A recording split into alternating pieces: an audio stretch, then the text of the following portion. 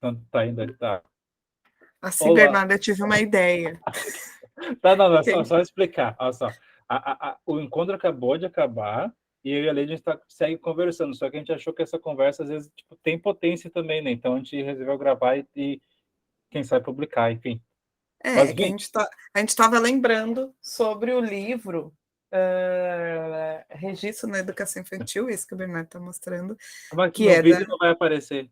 Agora que eu tô falando, vai aparecer. Tá, desculpa, Sim. Lady, continua.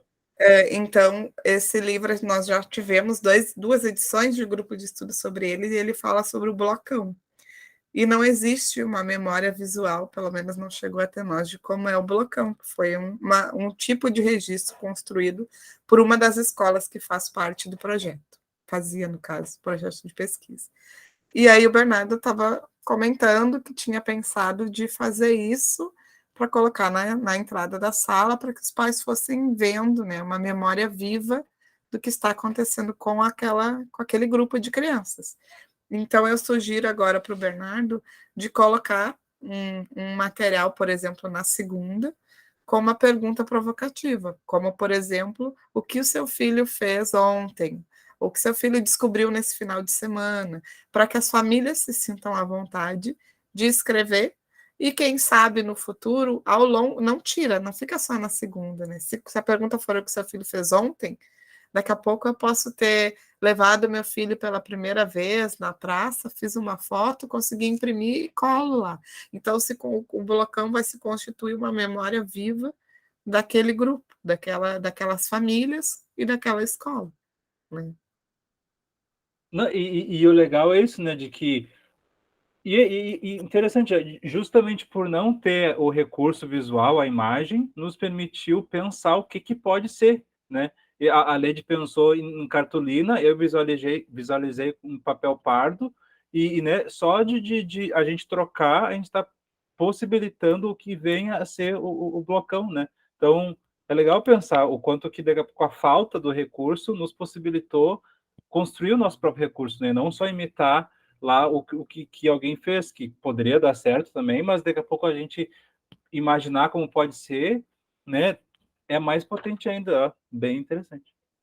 E até porque, como a gente fala, falar de construir uma mini história, um percurso de aprendizagem individual, são documentações que existem e que existe suporte teórico para se estudar.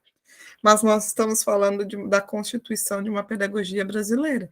E a gente sabe, e já falou muitas vezes, que o Brasil é um país muito grande e, obviamente, isso dificulta uma padronização, né? E nem é essa a intenção, né? Nós gostaríamos que houvessem princípios norteadores. É claro que a gente tem documentos como a própria a BNCC, mas a BNCC visa garantir o básico, né? E a gente gostaria que houvesse um princípio norteador, principalmente para a primeira infância, né? Nos princípios políticos, pedagógicos, sociais da escola da infância. E no momento que a gente está falando aqui, discutindo como criar um registro, uma documentação autêntica, a gente está falando de autoria, né? De ser um professor potente, protagonista, para poder também privilegiar essa criança potente.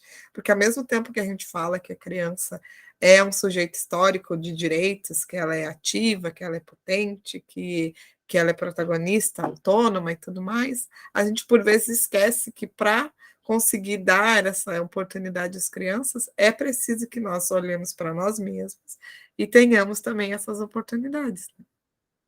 E é simbólico também que se a gente oportunizar que as famílias escrevam, literalmente escrevam, né, de que elas estão construindo a história, né, do filho delas, né, e também coletivamente do grupo como um todo.